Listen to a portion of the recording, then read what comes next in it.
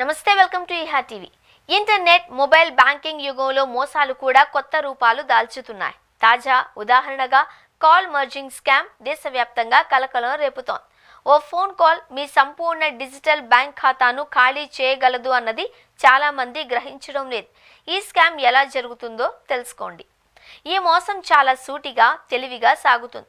మీరు గుర్తించని నంబర్ నుండి ఓ కాల్ వస్తుంది. ఫోన్ ఎత్తగానే ముందు వ్యక్తి మాట్లాడతాడు.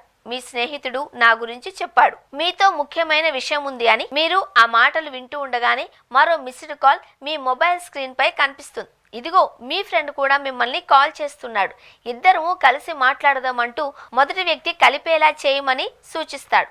మీరు మర్జ్ కాల్ చేస్తే అంతే, ప్రమాదం మొదలైంది. మీ ఫోన్ నెట్వర్క్ ద్వారా వచ్చే ఓటీపీను సౌండ్ ద్వారా చదివే విధంగా బ్యాంక్ లేదా డిజిటల్ వాలెట్ సేవలు కొన్ని ఉంటాయి.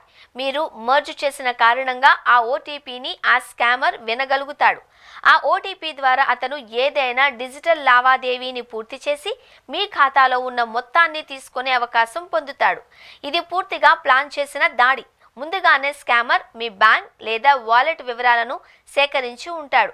మీరు కాల్ మర్జ్ చేసే సమయంలో అతను ట్రాన్సాక్షన్ ప్రాసెస్ ప్రారంభించి ఓటీపీ కోసం వెయిట్ చేసి ఉంటాడు. ఓటీపీ విన్న వెంటనే మీ ఖాతాలో ఉన్న డబ్బంతా ఖాళీ చేయబడుతుంది.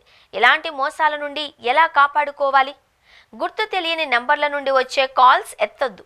Digital payments, Google Pay, PhonePe et cetera mobile banking యూజర్లు ఎక్కువగా జాగ్రత్త పడాలి. ఎప్పటికీ కాల్ మర్జ్ చేయవద్దు, ముఖ్యంగా గుర్తు తెలియని వ్యక్తుల విషయంలో. ఓటీపీలను ఫోన్ కాల్స్ ద్వారా చెప్పవద్దు, అవి చదివే కాల్స్కి జాగ్రత్త. బ్యాంక్ లేదా యాప్ నోటిఫికేషన్స్ ఎప్పటికప్పుడు చెక్ చేయండి. ఒక చిన్న కాల్ మీ జీతాన్ని, పొదుపును మొత్తం ఖాళీ చేయగలదు అన్న విషయాన్ని మర్చిపోకండి.